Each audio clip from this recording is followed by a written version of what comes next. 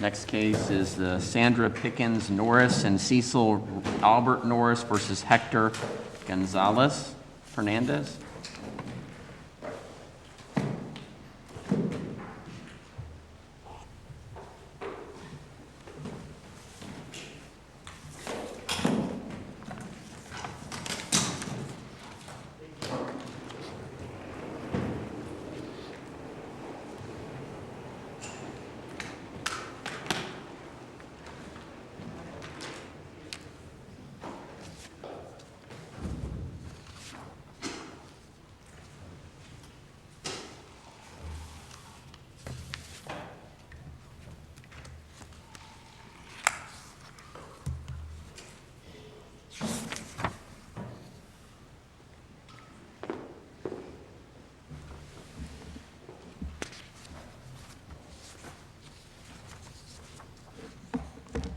Good morning.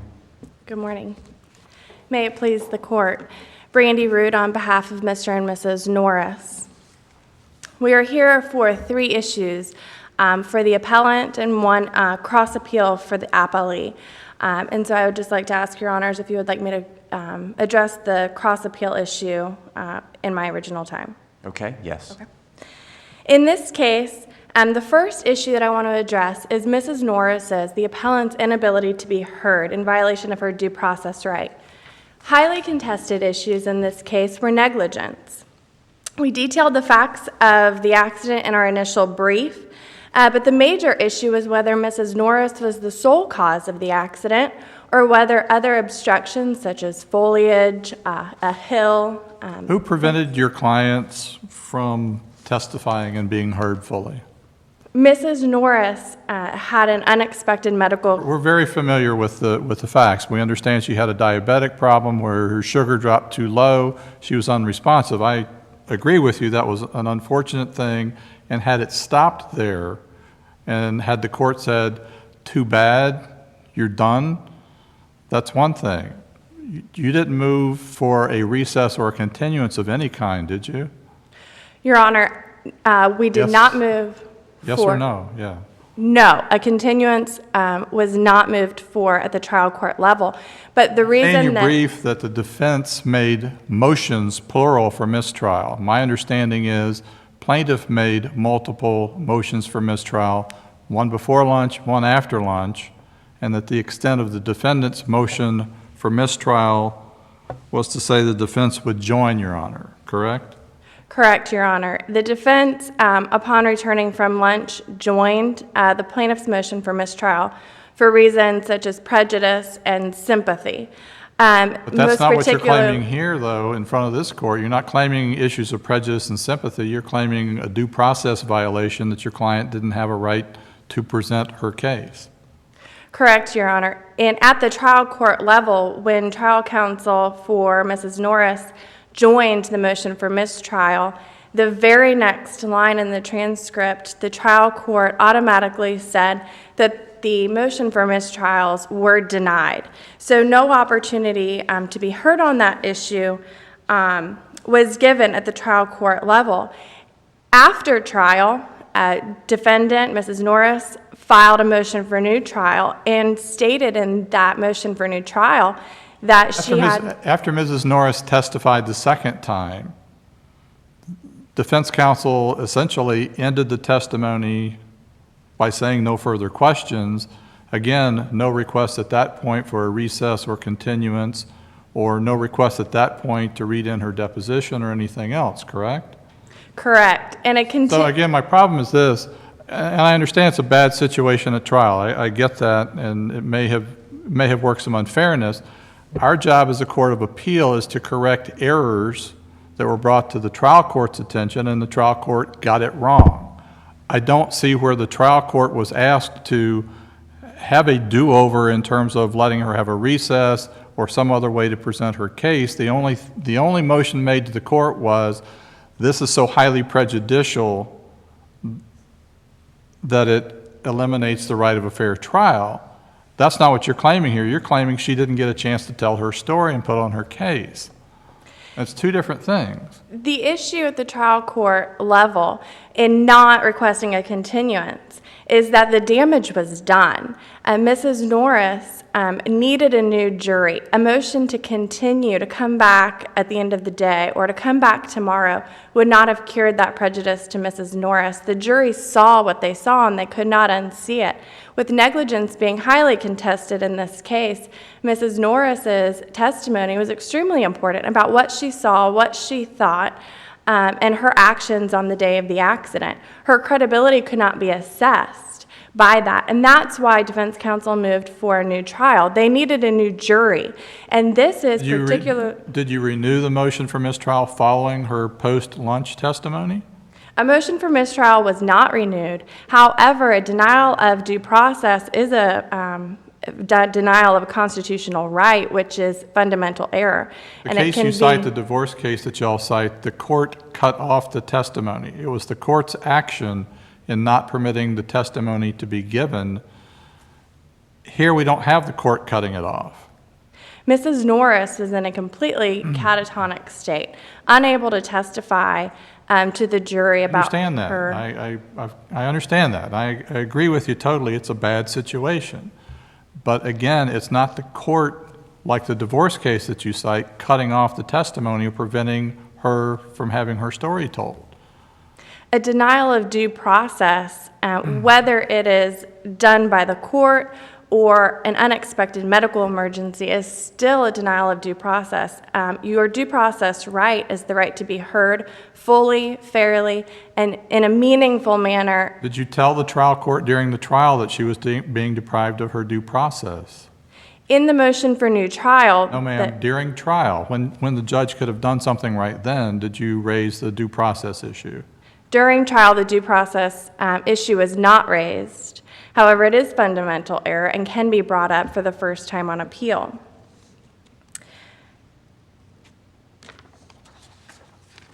And even if, what the case law says is, even if the court believes that recalling a witness would not impress the court any further, that the party still has a due process right to be heard fully, fairly, and meaningfully. And so the court error is at the motion for new trial. The defense filed a motion for new trial for defendant's inability to be heard. That motion was summarily denied without hearing any argument of counsel. Had argument of counsel been presented, then the due process right would have been addressed maybe in those words. But defense did argue in the motion for new trial that appellant had an inability to be heard and that it vitiated the entire proceedings. What facts were not presented to the jury by defendant? Most particularly, information about this hill.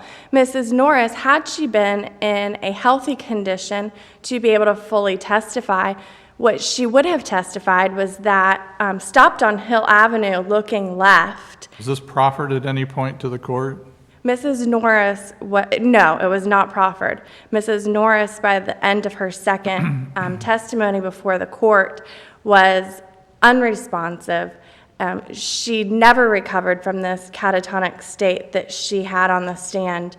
And so she was not in a medical state to be able to proffer any evidence. But what Mrs. Norris would have testified is that when she looked left and she could see, according to Dr. Rentschler, 185 feet to the left, that she saw the top of the vehicle coming up over the hill. And at that point, when she got to the edge of the intersection, which according to Dr. Rentschler took about 2 seconds, that vehicle, when she was at the edge of the intersection, was too close for her to safely maneuver through the intersection. That's a good point to transition then to your argument that blockers compared to fault should have been submitted to the jury. How, with that testimony, could blocker have had more responsibility than she, or any responsibility at all? His testimony, I know y'all focus on the fact that he said if he had seen eastbound traffic, he would have stopped. His testimony also was that he swerved to the left and immediately hit his brakes. And you have their expert's testimony that the accident was unavoidable at that point. What evidence was there before the court that the jury could have rendered a verdict in favor of your client on blocker being comparatively at fault? It was what Mr. Blocker believed. What Mr. Blocker testified was that he saw Mrs. Norris approaching the intersection. He knew that she was having difficulty seeing him because he was familiar with this intersection. He knew that there were obstructions like a hill and a His fence. testimony was he thought she was going to stop or maybe pull up just a little so she could see, correct? Correct. And Was then there any testimony in your brief, you say that he thought that he could make it, he thought he would have plenty of time, this, that, and the other. I didn't see that testimony. the testimony relevant to that, Your Honor, is that when he said he swerved to the left, he said that he would have done a stop instead. The question was, There was if no there evidence was that he could have done a stop and avoided the accident, is there? the You're just saying he wouldn't have gone head-on with somebody if there was somebody in the other lane. You said he immediately hit his brakes, didn't he?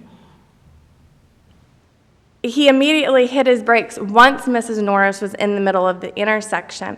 Florida statutes give us a duty to slow down under special circumstances when we're approaching an intersection or when we're approaching a hill crest.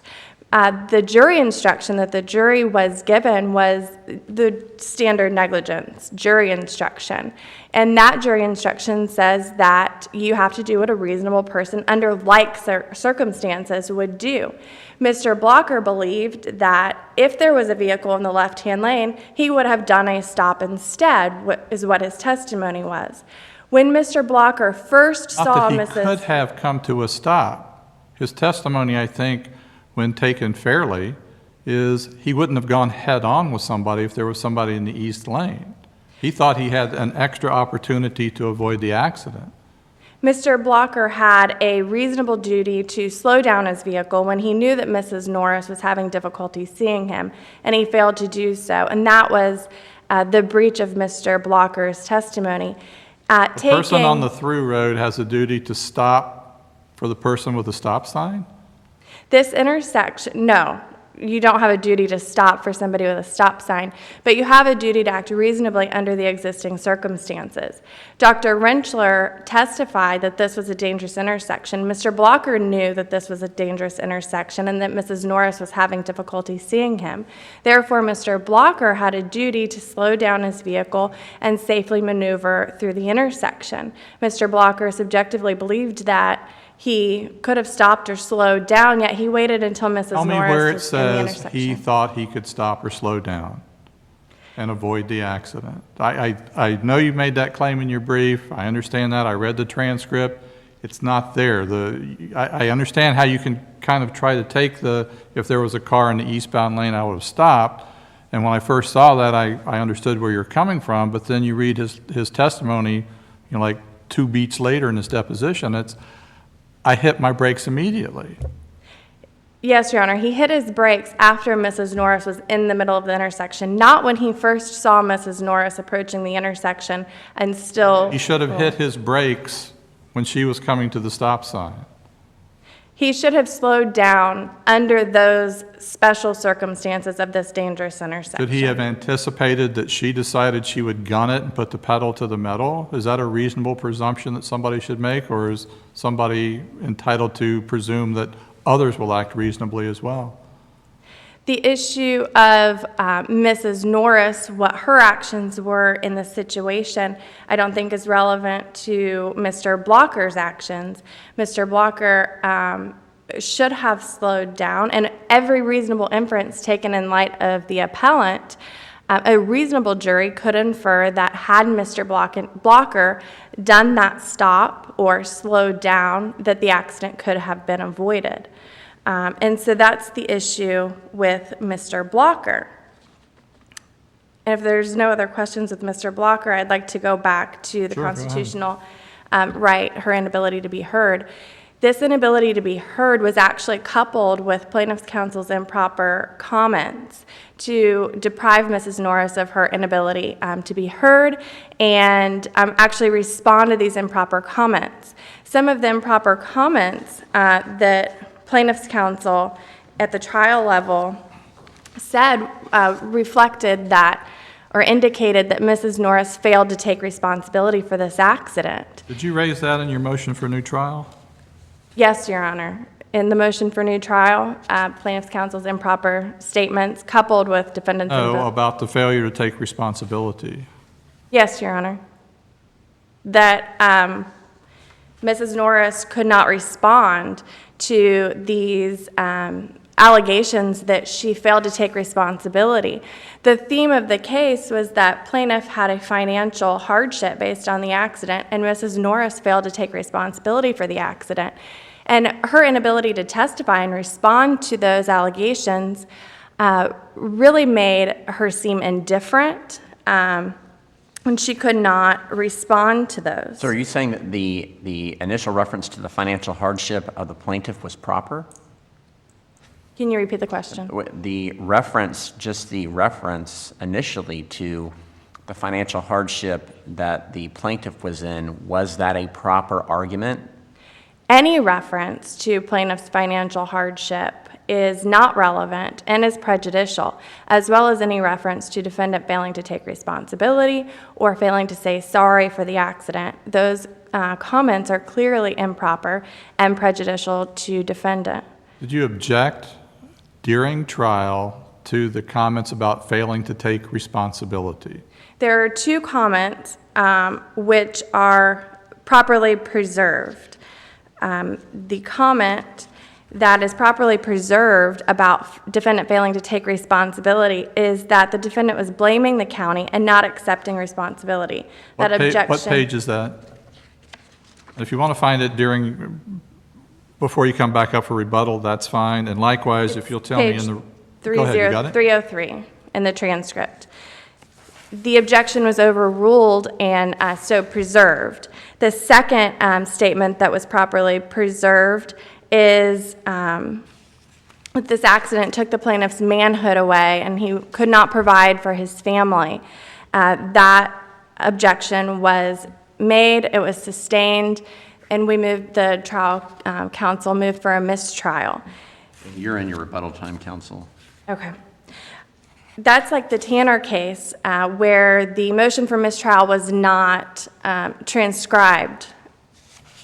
There was, in the Tanner case, a motion in limine hearing and a bench conference was not transcribed. However, the court said that that did not impair the court's ability to a full and fair review. So here, the cumulative effect of these these preserved statements and the unpreserved statements taken in context, coupled with Mrs. Norris's inability to respond to these improper comments, affected the entire trial and vitiated the entire proceedings. Did y'all move, at 303, did y'all move for a mistrial or a curative instruction after the objection was sustained on failing to accept responsibility? The objection on 303 was overruled. So we're not here because of the crash, we're here because the defendant is refusing to accept responsibility. Ms. Rude, that's you? Objection, Your Honor, argumentative, sustained. There's a couple on page 303 then. No, a motion for mistrial to that statement was not sustained. On 303, there's two improper statements about failing to take responsibility. The first one that you just read was sustained. The second one, that Mrs. Norris was going to blame the County of Volusia, was overruled. The basis was it was argumentative. And then we had a bench conference, which was not transcribed. And how are we supposed to know what took place at a bench conference that wasn't transcribed? Like the Tanner case, where the parties agree about what happened. Plaintiff's counsel agrees that a motion for mistrial was made. The court even acknowledged on the record on page 338 that a motion for mistrial was made, and she denied it. And so in that case, in the Tanner case, the court said that it did not impair their ability for a full and fair review of the record. Here, taking all of the improper comments as in context, those comments are improper. And I would like to reserve the rest of my time for rebuttal. You have about a minute and a half.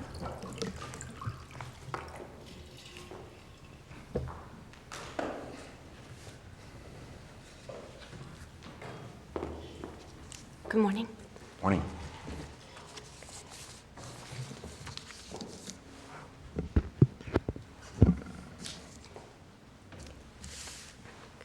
May it please the court? My name is Anna Handy. I was the trial counsel at the level below, and along with me today at the counsel table is my co-counsel and mentor for this appeal, Steve Guardiano. First of all, with respect to point one, I would like to bring to the court's attention, and as Judge Edwards correctly noted, that the issue of due process violation was not properly preserved for the appellate review because the appellants are raising this issue for the first time on this appeal. In their motion for new trial, which can be found at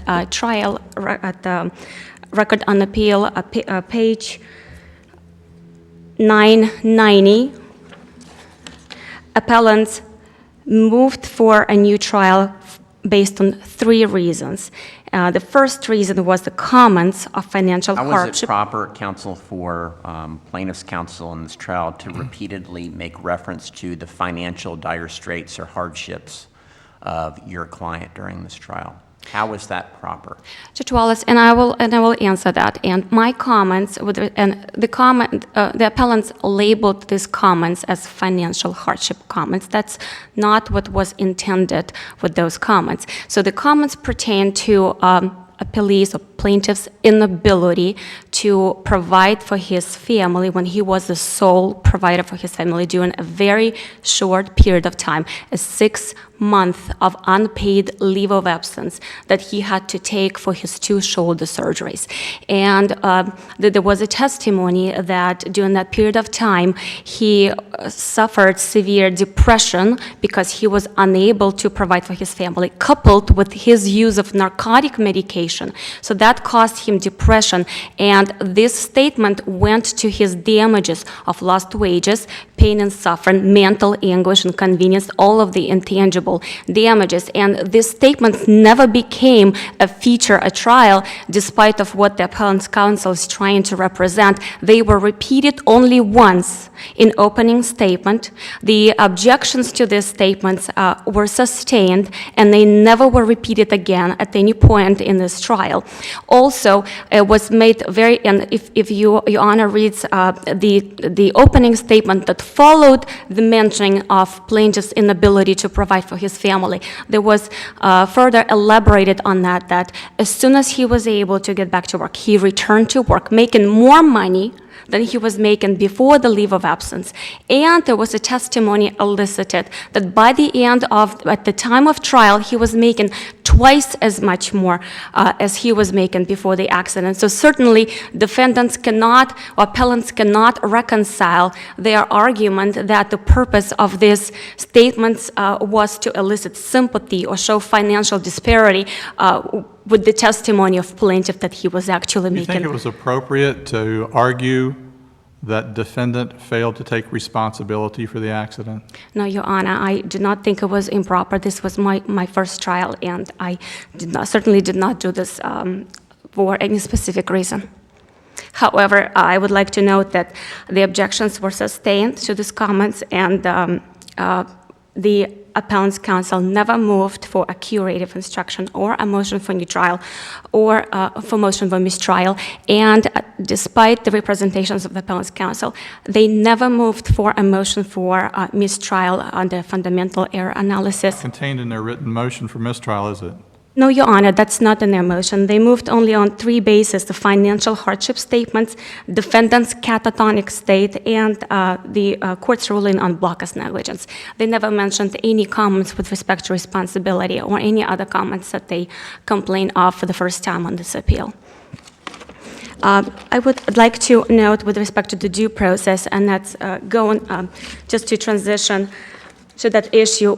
In their motion for new trial, the basis that they cited was defendant's catatonic state during the testimony. That was not the defendant's inability to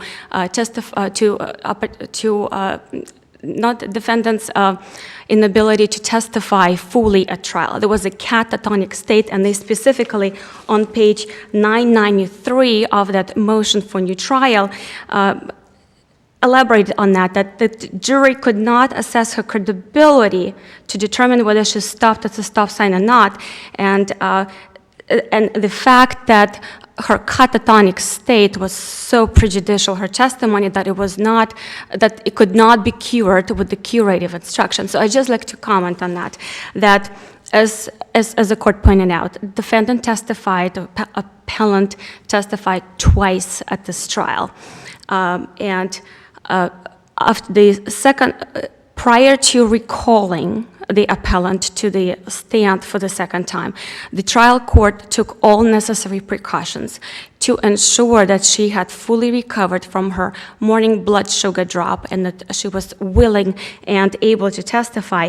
And we can see this at multiple points following the lunch break, when the trial court asked appellant specifically questions.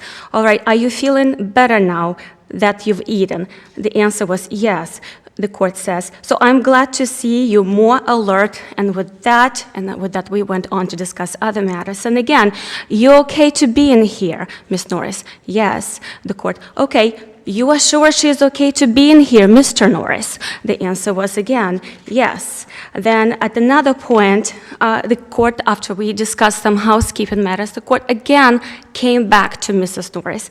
You are feeling well enough to continue. Is that correct, Mrs. Norris? Are you talking to me? The court, yes, ma'am. Ms. Norris, yes, that's correct. Then again, several pages later in the transcript,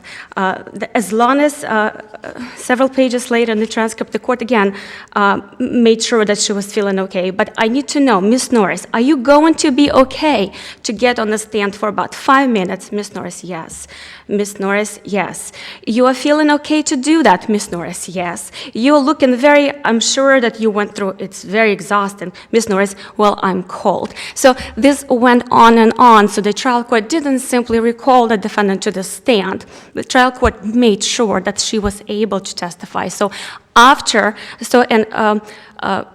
being able and willing to testify, and after she had testified at length and in detail, without any restrictions from the court as to the time or content of her testimony, the appellant's counsel voluntarily concluded her examination by saying, "This is all we have, Your Honor."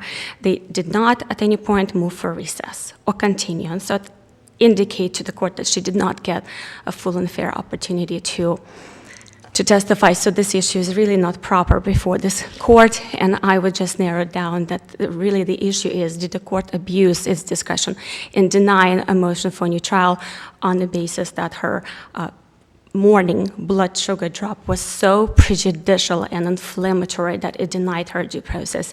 And the answer to that is no, and the verdict speaks for itself, that the jury did not charge the defendant with 100% liability. They did hear her testimony that she could not see to her left, and they apportioned liability to the County of Volusia. And with that, I would like to transition to discussing the issue on cross-appeal, which is improper inclusion of the County of Volusia on the verdict form.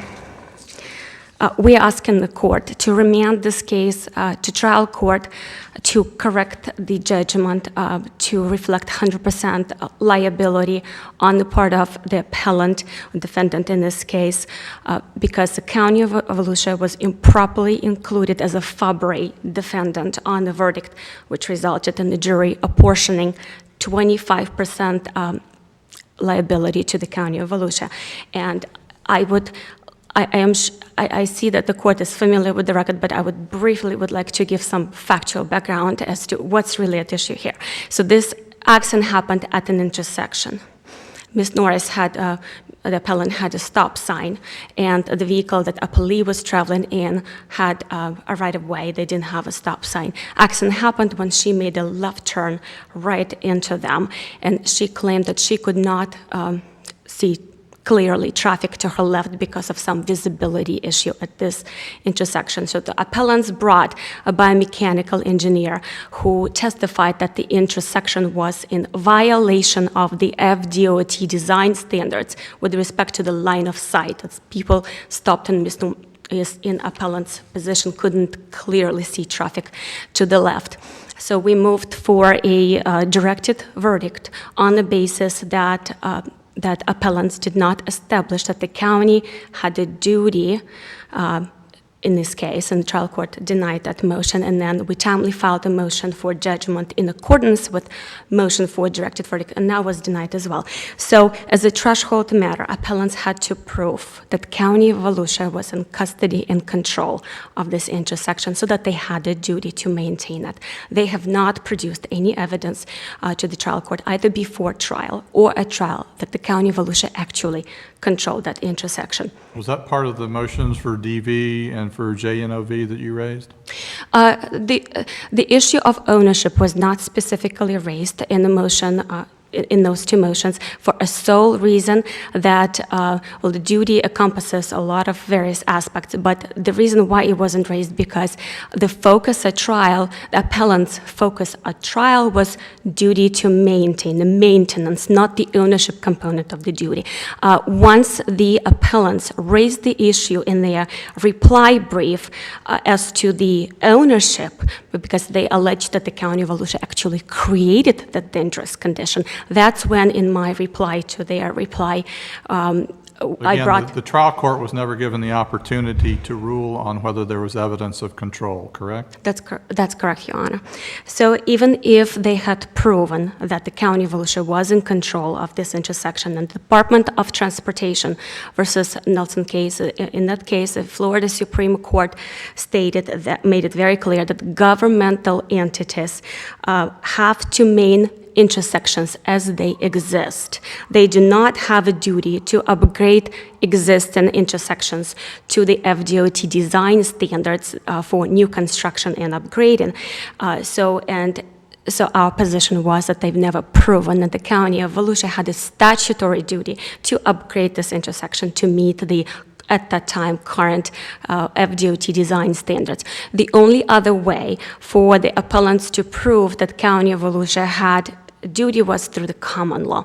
And at common law, they had to prove the County of Volusia either created this unknown dangerous condition, which was not readily apparent, or they were on notice of it, and they have not introduced any evidence at all to show that the county created it, or that the county was on notice of that condition, or even the fact that they argued that the condition was not readily apparent. We know that generally you do not have a duty to warn of an open and obvious condition. So in this situation, there was testimony from the appellant, Ms. Norris, that she lived within a block or two of that intersection. She traveled over that intersection every single day for 38 years without any accidents. So she did not, so for her, this intersection wasn't dangerous for 38 years. So at this point, for them to come and claim this was a hidden trap, and to claim that the county... According to her testimony, she was trying to be as careful as she could, understanding that there was this dangerous condition. She didn't come up there and just blow out there. She came up, according to her testimony, stopped, inch forward, inch forward, inch forward, thought it was clear and started to go, and at the last minute saw the other vehicle. Well, Your Honor, there was also testimony through her deposition, which was introduced at trial, where she testified that she clearly saw the vehicle to her left. And and that's her words, I thought I could make it, that's why I gunned it. Or, other way she put it, put the pedal to the metal. Obviously, if she thought that she could safely make it, she wouldn't have to gun it. So, lastly, I'd like to point out in a reply brief, appellants are relying on inadmissible evidence, and that is allegedly a report from County of Volusia which had been excluded from trial. So I'm asking the court not to consider the evidence that was not part of the of trial. So for the reasons I've stated, I'm respectfully requesting the court to remand this case for sole reason of adjusting the verdict to 100% judgment to 100% liability on the part of defendant in this case. Thank you for the opportunity.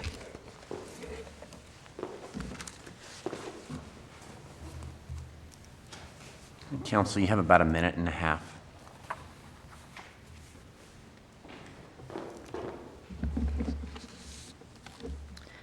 May it please the court. I want to address issue 1 just very briefly, the fact that Mrs. Norris testified for a second time. When she came back to the stand, she was still weak, she was still lethargic, she was not able to testify fully and meaningfully, and questioning was ended after just 15 questions. So it was not ended voluntarily, but rather out of necessity for her health, and she still was not able to fully testify. Where is it on the record that there's any evidence that she was unable at that point to continue testifying? Her questions most of the time were one-word answers, and so her testimony was still not meaningful. Everybody in the courtroom recognized that this was extremely prejudicial to Mrs. Norris. Even when plaintiff's counsel moved for a mistrial, the judge recognized the extreme prejudice to Mrs. Norris and said, hey, I suggest that you take time and think about it, because I think the opposite could be true, meaning I understand all that, but I mean, you have, as plaintiff's counsel, appellee's counsel pointed out, the judge went through very carefully making sure she was okay to testify the second time. Why, if her testimony was so inadequate, was not a motion for mistrial made, or a motion to continue, or a motion for a recess? And another motion for mistrial should have been made. However, this was fundamental error since she was not able to testify fully and fairly based on our Constitution. Let me ask you quickly to turn to the issue about the not taking responsibility. I looked at your written motion. I don't see it in there. If it's in there, please tell me what paragraph number. I may be mistaken, Your Honor. Okay, if it's not in there, you didn't make an oral motion anywhere for mistrial based on that, and there was no hearing. So if it's not in the written motion, it was not presented to the court below, correct? The motion for mistrial was made about the comment, it just was not transcribed. And if I may have 30 seconds for the County of Volusia, they did have a duty to construct this intersection safely.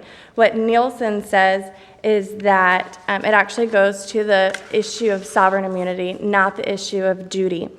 The County of Volusia had this intersection, it was County Road 4105, under their custody and control. Hills are not like foliage in Florida, they do not grow. So when the County of Volusia made this intersection, they did so dangerously.